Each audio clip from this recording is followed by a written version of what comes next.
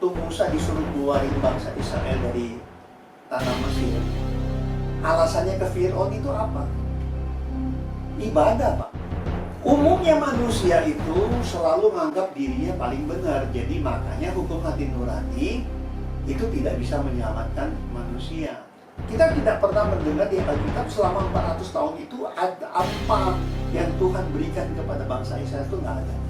Seolah-olah Tuhan diam ini, Pak. Tuhan diam.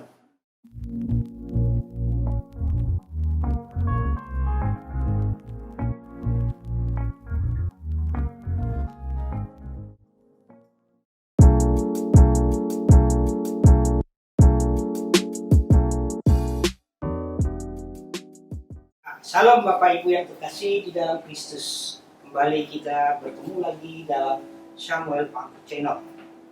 Selamat siang Pak Samuel. Selamat siang. Saya percaya bahwa berkat dan anugerah Tuhan senantiasa menyertai Bapak dan juga sahabat-sahabat Samuel Pang Channel dimanapun Anda berada. Amin. Pak Samuel, hari ini kita akan berbicara mengenai Pentakosta. Terakhir-terakhir ini banyak pertentangan, Pak, di antara hamba-hamba Tuhan. Ada satu kelompok yang mengatakan bahwa ada kejadian Pentakosta 1, 2, dan yang akan datang 3. Tapi ada juga yang menentang hal-hal begini. Nah, bagaimana menurut Bapak menjelaskan mengenai Pentakosta ini? Silakan, Pak. Jadi kalau mau sampai sejauh itu, Pak, maaf saya lepaskan dulu. Mau sampai sejauh itu untuk menjelaskannya, saya harus dari awal. Oke. Dari awal, karena saat perayaan Pentakosta itu bagi bangsa Israel itu merupakan salah satu hari raya besar yang harus dirayakan setiap tahun. Bagi bangsa Israel. Selain hari Pentakosta, itu ada perayaan Paskah, kemudian perayaan Hari Raya Pengudang. Itu yang utama. Tapi bagaimanapun kita harus tahu dulu makna atau pengertian lah dari kata Pentakosta itu sebenarnya bahasa Yunani. Penta itu 50. Ya. Nah, penta itu 50, jadi itu disebut Pentaikosta. Kostas, Pentaikostas. Jadi kemudian hanya mungkin perlu dijelaskan lebih rinci lagi sebenarnya Pentakosta ini kan sudah terjadi dari zaman bangsa Israel, bukan di Perjanjian Baru. Makanya 15 Pak sebelum Masehi. Ya, kalau memang penjelasannya itu kita hanya ngambil dari Perjanjian Baru, itu pun nanti sekarang kita akan melihat, akan ketemu polemik-polemik yang terjadi sekarang ini. Oke, berarti karena penjelasannya ini Pak, nah berarti kita akan harapkan ada penjelasan dan pengertiannya dari Bapak. Pentakosta ini. Nah itu kan harus dari Perjanjian Lama. Mungkin saya bisa singkat ya, kalau memang saudara mau lebih jelas lagi penjelasan ini, sebenarnya saya sudah tulis di buku RTD saya. Buku saya di RTD itu, Restoring the Tabernacle of David, itu sudah saya tulis semuanya. Kalau memang mau tahu lebih rinci, itu Bapak bisa baca, atau semua pemirsa bisa memiliki baca itu lebih jelas. Tapi bagaimanapun saya akan jelaskan supaya benar-benar kita mengerti Pentakosta itu sebenarnya apa. Iya. Nah di Perjanjian Lama itu terjadinya waktu bangsa Israel itu keluar dari Mesir, itu disebut Paskah. Waktu hari malamnya itu Paskah, mereka keluar dari. Nah Paskah itu sebenarnya adalah Passover. Lebih kalau saudara perhatikan maknanya itu adalah sebenarnya Tuhan menyelamatkan bangsa ini dari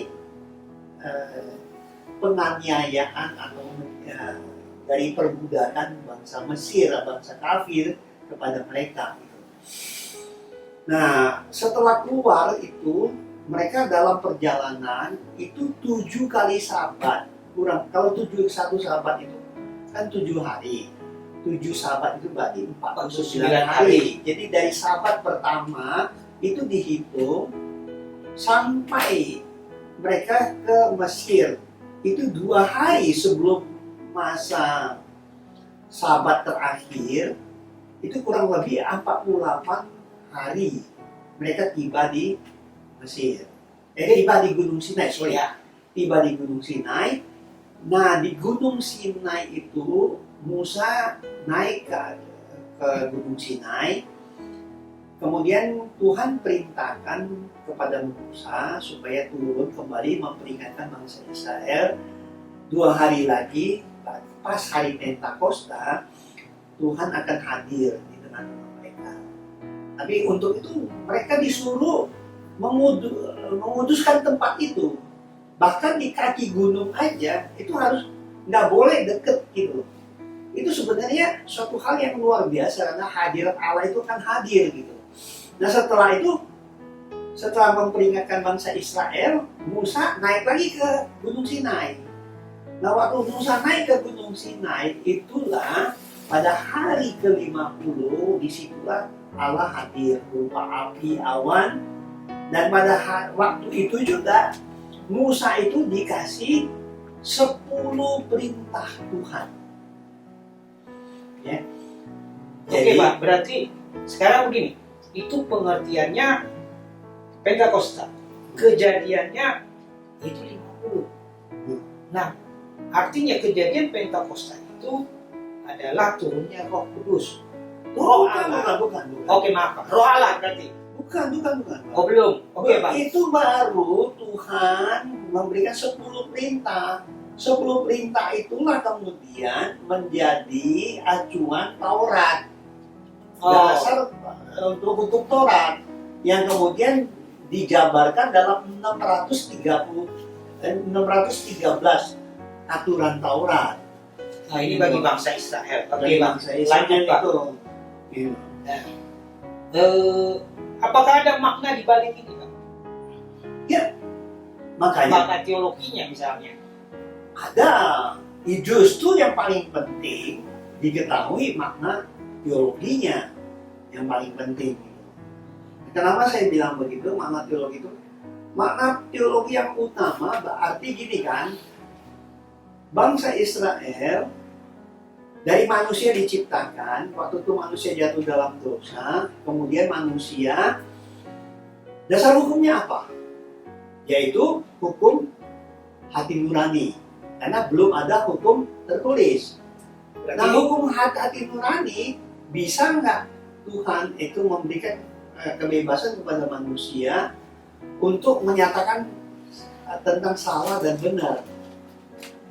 Umumnya manusia itu selalu menganggap dirinya paling benar. Jadi makanya hukum hati nurani itu tidak bisa menyelamatkan manusia. Tapi manusia kan luar biasa alasannya Pak.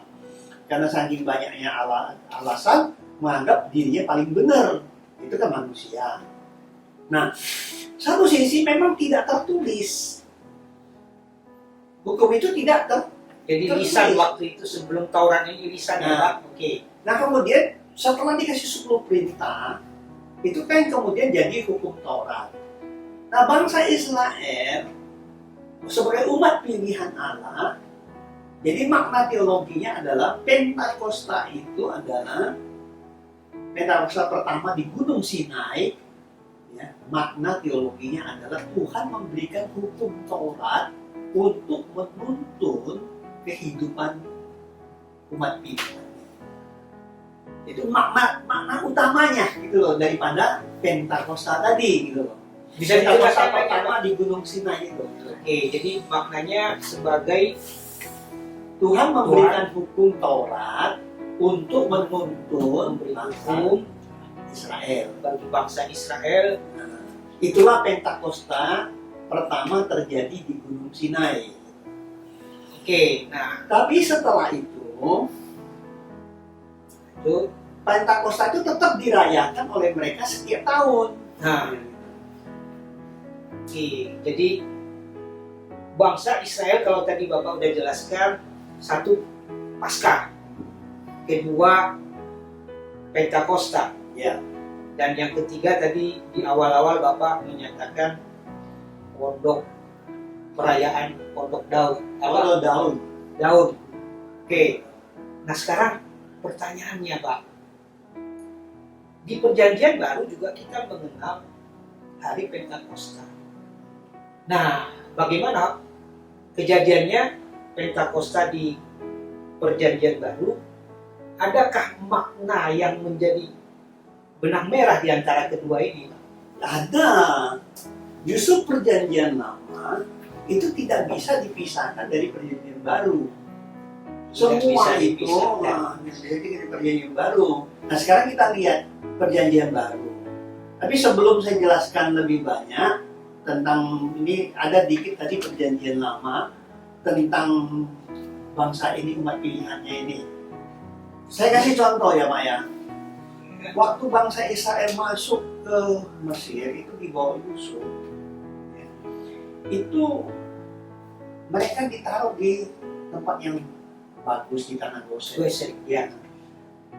Kemudian bangsa Israel itu selama 400 tahun Tuhan itu tidak pernah, kita tidak pernah mendengar di Alkitab selama 400 tahun itu apa yang Tuhan berikan kepada bangsa Israel itu nggak ada. Seolah-olah Tuhan diam di mana? Tuhan diam. Tuhan diam.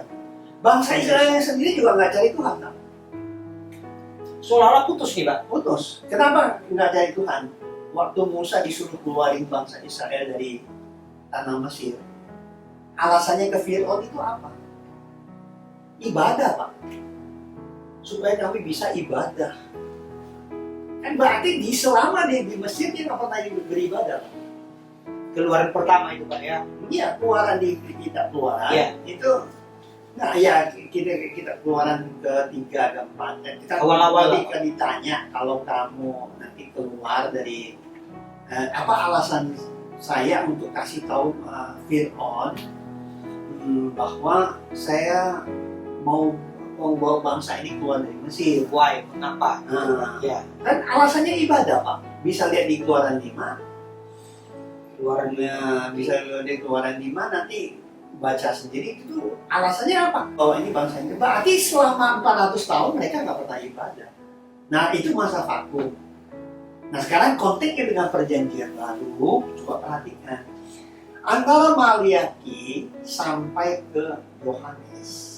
Maliaki ke Yohanes. Oke. Ya, memang. Sebenarnya Yohanes itu masih masuk Nabi Perjanjian Lama, Pak, bukan Nabi Perjanjian Baru. Yohanes Pembaptis nih. Ya, Yohanes Pembaptis maksudnya ya Pak. Ya. Itu dari Malaki sampai Yohanes itu 400 tahun Tuhan juga enggak ini vakum juga. Hampir sama dong Pak ya. Ya, sama mendekati itu. 400 Nah, tahun. kemudian Yesus lahir.